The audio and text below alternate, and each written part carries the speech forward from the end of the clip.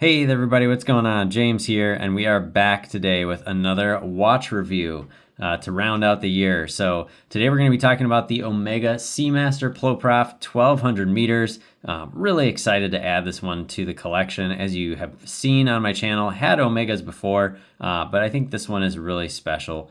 And I think it's going to be a keeper for me. So this is part of the Summer Blue collection. It was released in 2023 alongside when they redid several of their model lines in this kind of lighter theme that they called Summer Blue. So they've obviously had blues in their catalog for a long time, but this one was a little bit unique. So the reference number on this model is going to be 227.32.55.21.03.001.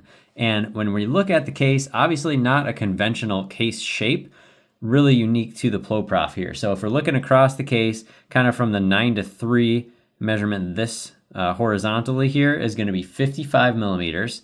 That has been the same for quite a while with the Ploprofs. However, the thing that's different and unique about this version, and the reason why I got this one, is because of the very, very narrow vertical lug to, or not the lug to lug, the case size. So 45 millimeters on the case, and that actually is also the lug to lug because you can see the case has kind of got a squared profile, even though there's some, nice shaping of the case along the sides here. So 55 wide by 45 tall, and then a case thickness of about 15.5 millimeters. So, I've got a Sky Dweller that's about 14. This is a little bit thicker than that. Definitely gonna struggle to get this under a tight cuff, but it wears well. So the lug width is going to be 24 millimeters. So any 24 millimeter strap will work on this. I've got it on the factory Ploprof rubber strap, but as you can see, we'll talk a little bit about it later. Also have this nice shark mesh bracelet as well. So talking about the movement really quickly, this one is a closed case back, which again is different than some of the prior models. It's a monoblock case.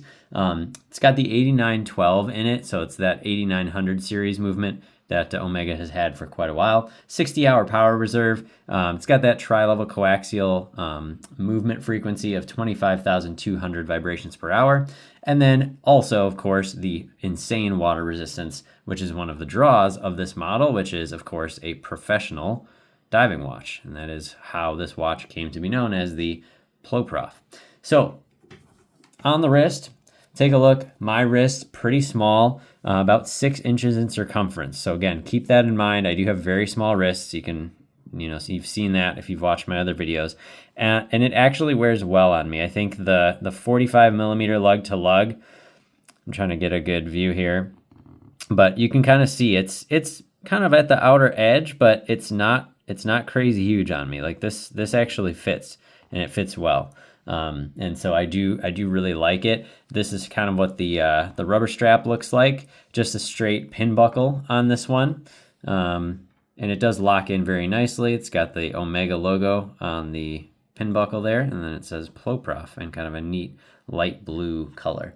I do love the navy color of the strap. Obviously, if you've seen any of my videos, you know I am a blue guy through and through, and this one does not disappoint when it comes to that. So let's talk a little bit about some of the details of it. The case itself is made of Omega steel, so it's going to be a little bit of a brighter white and about 40 to 50% harder than conventional steel. So it is heavy. It's not like titanium or anything like that. It does wear heavy, so just be ready for a monster on the wrist if you have this piece. I do like the look of it. I think it's a nice contrast with the blue. We'll talk more about the dial and everything. So kind of going in from the case, you've got this sapphire bezel, which is a little bit of a throwback to some of those earlier models. And it is fully loomed. All these things on the dial are loomed. The bezel is loomed. The dial markers are solid blocks of loom. And even the hands, as you can see, are loomed, and that minute hand looks like a sword style cool looking hand that just makes it very easy to see. Now you might say, well, what's the whole point, James? Well, this right here allows you to move the bezel. So if I press this down, that allows me to move the bezel. So now I can put this lined up with my minutes hand, you know, right about here. And then I can elapsed time on it. When I let go of this pusher up here, now it doesn't turn anymore. So that's kind of what this is all about. That's how you use the function of the watch. Actually not a super, you know, unhelpful thing to have. It's kind of nice to be able to measure elapsed time, and it can be a neat little feature there. So obviously lume across the dial, like I mentioned, running seconds hand that also has lume on it, which is nice. And then you've got this really, really neat, like blue-gray gradient sunburst kind of dial. You know, you can see here it's almost like a gray, like a slate blue. And then if you turn it and you get it in some of the light, it's got a nice like shimmer, like a blue shimmer to it. Obviously kind of mimicking the depths to which you can wear this watch. I really love the light play on this dial, and it's very, very cool. So really appreciate the design elements there. The crown here is actually a little bit different. On prior models, there would be two little pieces that kind of work their way out here when you thread out the crown. This one does not do that. So this one is more of a collar, and then you screw it out and that exposes the crown. I'm not going to move it all the way out, but yeah, that's what that does. So kind of a neat way to ensure the waterproofness of the watch, and a neat way to hide it in the case so that you don't really have to worry about damaging it, hitting it, anything like that. As far as how you set it, it does have a couple nice features. One is the independently settable hour hand, so you can adjust the hour hand without stopping the seconds on the watch. So that would be at the first position when you pull the crown out, and then the second position will hack the seconds, so you can set the watch to a second time. Not second time zone, but you can, you know, make sure the seconds are lined up with your atomic clock or however you want to do it. I have found personally that Omegas, again with that tri-level coaxial movement, are some of the most accurate watches ever in a collection.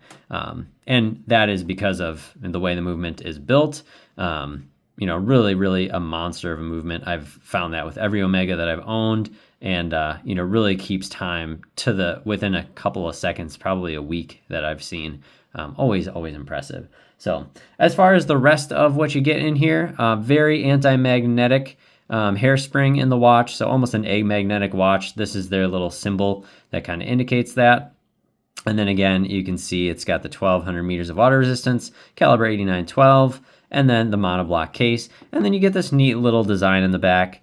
Seamaster since 1948, and you've got, you know, Poseidon with his little seahorse chariot here, adorning the back of the case. So again, it does wear pretty well, even on me with small wrists. So if you have more normal sized wrists, I would say this will probably wear on you just fine. Again, it is a beast of a piece. It's heavy, so just be ready for that. But overall, it does work really well. Now, last thing I'm going to talk about is an accessory that comes with this watch, and that is the shark mesh bracelet, which obviously I do not have on, but I'll kind of just put it on the watch so you can kind of see what it would look like. It is a great look. I do really like it. I'll have to see if this will actually fit me properly, because even with the small version of the shark mesh, it's a little bit loose, and so that is the risky run of having really tiny wrists. But it's a really great look. I would highly recommend it because it does give the watch a totally different character.